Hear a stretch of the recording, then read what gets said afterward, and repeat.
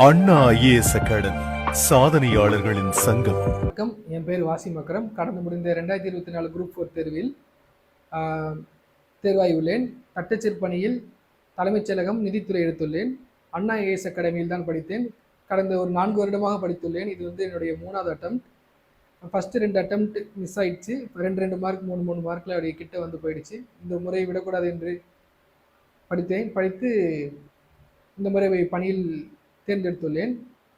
இதற்கு முழுக்க காரணம் ஃபேமிலி அண்ட் ஏடிசி மட்டும்தான். ஏடிசியில் உள்ள அனைத்து ஸ்டாஃப்களும் நன்றாக சொல்லி தந்தார்கள். ஒருத்தவங்களும் ஒரு விதமாக மோட்டிவேட் செய்து நல்ல முறையில் சொல்லி தந்தார்கள். குறிப்பாக நோட்ஸ் சொல்லணும் என்றால், நோட்ஸ் புக்கு கூட போக தேவையில்லை. எக்ஸாம் டைமில் நீங்கள் படிக்கணும், ரெடி ஆகணும், ரிவிஷன் பண்ணணும் அப்படின்னா, நம்ம புக்கு படிக்க முடியல, கஷ்டமாக இருக்குது அப்படின்னா ஏடிசியில் கொடுக்குற நோட்ஸே போதுமானது. அவங்க டிகிரி ஸ்டாண்டர்ட் வரைக்கும் குரூப் 4 எடுத்துகிட்டு கொடுக்குறாங்க. தரமாக இருக்கிறது.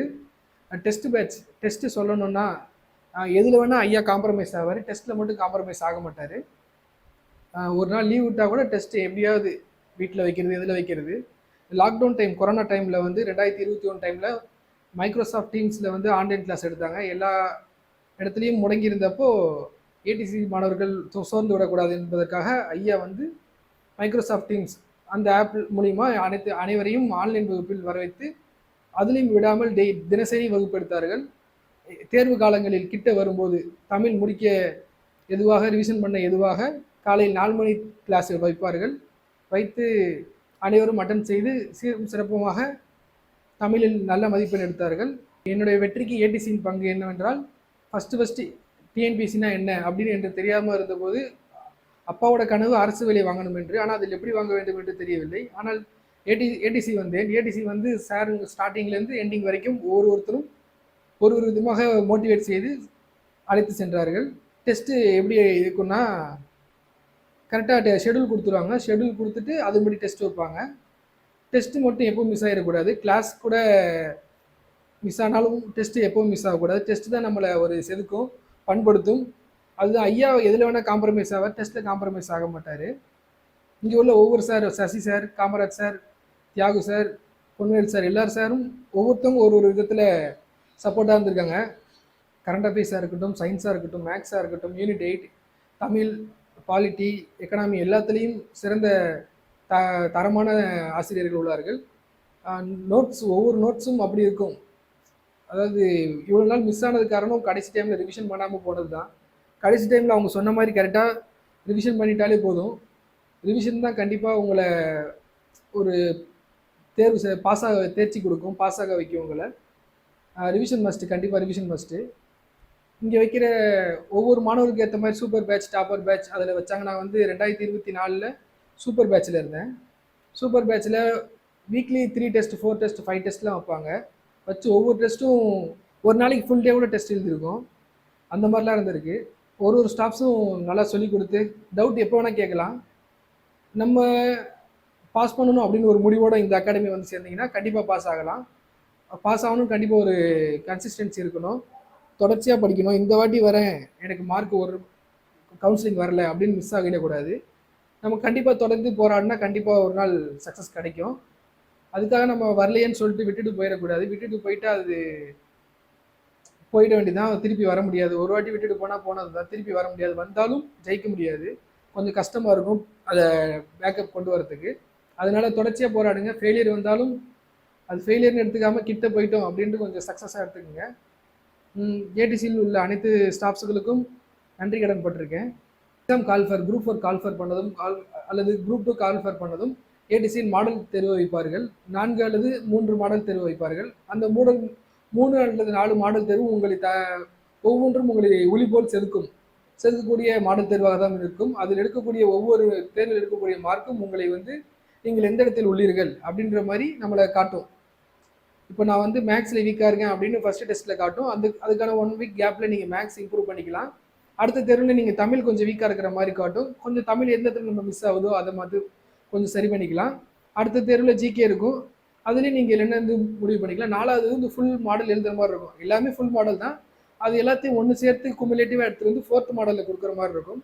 அந்த 4th மாடல், இந்த 4 மாடல் எடுக்கிற ஒரு மார்க் கண்டிப்பாக உங்களுடைய ஃபைனல் ரிசல்ட்டில் ஒரு மார்க்காக இருக்கும். நான் அப்படி தான் எழுதினேன். போன குரூப் ஒரு 4 மாடலில் 3வது மாடலில் எவ்வளோ மார்க் எடுத்தனோ அதே மார்க் தான் ஃபைனலில் வந்தது. அதனால் மாடல் தேர்வுன்றது மிக மிக முக்கியமானது. அதற்கு போய் எழுதணுமே என்று அது படித்தால் அது வீட்டிலேருந்து படித்தா நம்மளுக்கு இன்னும் 2 மார்க் கிடைக்கும் அப்படின்றதுக்காக மாடல் எக்ஸாம் போகாமல் இருந்துடாதீங்க. மாடல் எக்ஸாம் ரொம்ப ரொம்ப முக்கியமானது. எது பண்ணுறோமோ இல்லையா மாடல் எக்ஸாம் கண்டிப்பாக எழுதிடணும். மாடல் எக்ஸாம் தான் நம்மளை எந்த இடத்துல இருக்கோம், நம்ம என்ன பண்ணணும் எப்படின்னு நம்மளை கூட்டு போகும். ஏடிசி புக்ஸ் வந்து இப்போ நீங்கள் ஸ்கூல் புக்கு கலெக்ட் பண்ண முடியாத பர்சன்ஸ் வந்து நீங்கள் ஏடிசி புக்ஸ் வாங்கிக்கலாம். அதில் ஆத்தர் சீரிஸும் இருக்கும், பி சீரிஸும் இருக்குது. நீங்கள் வந்து கலெக்ட் பண்ண டிலே ஆகுது, இல்லை இங்கே எங்கேயுமே கிடைக்கல அப்படின்னா நீங்கள் அவங்க புக்கு வாங்கி நல்லா ப்ரிப்பேர் பண்ணலாம். எதுவும் மிஸ் ஆகலை, எல்லாம் கவர் ஆகிட்டு இருக்கு. தமிழ் புக்கு சொல்லணும்னா பிரித்து கொடுத்துருக்காங்க எல்லாத்தையும். சான்றோர்கள், மனப்பாடம், இலக்கணம் எல்லாத்தையும் தனித்தனியாக பிரித்து கொடுத்துருக்காங்க. புக்கு எல்லா வகையிலும் பயனுள்ளதாக இருந்திருக்கிறது. ஏடிசி ஸ்டாஃப்ஸும் அதே வகையில் எப்போ ஃபோன் பண்ணாலும் சரி, எந்த ஒரு டவுட் எது கேட்கணும் அப்படின்னாலும் தயங்காமல் ஃபோன் பண்ணி டவுட் கேட்டால் கண்டிப்பாக ரெஸ்பாண்ட் பண்ணுவாங்க. எங்கே இருந்தாலும் ரெஸ்பாண்ட் பண்ணுவாங்க. டெஸ்ட்டு முக்கியம். எல்லாருக்கும் சொல்கிறது என்னென்னா டெஸ்ட்டு ரொம்ப ரொம்ப முக்கியம். டெஸ்ட்டு தான் நம்மளை யார் என்ன எப்படி படிக்கிறோம் படிக்கலை அதெல்லாம் நம்மளை எடுத்து காட்டுறது டெஸ்ட்டு தான். அது மட்டும் இல்லாமல் ஷெடியூல் கொடுத்துருவாங்க, நம்மளை படிக்க சொல்லுவாங்க. நம்ம ஒரு எக்ஸாமுக்கும் ஒரு டெஸ்ட்டுக்கும் நம்ம மிஸ் ஆகிறோம், படிக்காமல் மிஸ் ஆகிறோம், அப்புறம் பார்த்துக்கலாம்னா அது பாட்டில் சேர்ந்துக்கிட்டே போகும். நம்மளால் கடைசியில் அது வந்து ஒரு அழுத்தமாக இருக்கும், ஒரு ப்ரெஷராக இருக்கும். அந்த ப்ரெஷர் வந்து தாங்க முடியாது கடைசி நேரத்தில். அதனால அன்னன்னைக்கு டெஸ்ட்டு அன்னன்னைக்கு படிச்சிருங்க. அப்பப்போ கூட ஒரு கிளாஸ் நோட்ஸை முடிச்சிருங்க. இதெல்லாம் முடிக்காதனால தான் எனக்கு இவ்வளோ இயர்ஸ் எடுத்துக்கிச்சு. இதெல்லாம் நான் கரெக்டாக ஃபாலோ பண்ணியிருந்தேன்னா எனக்கு அப்பயே முடிஞ்சிட்டு இருக்கும்.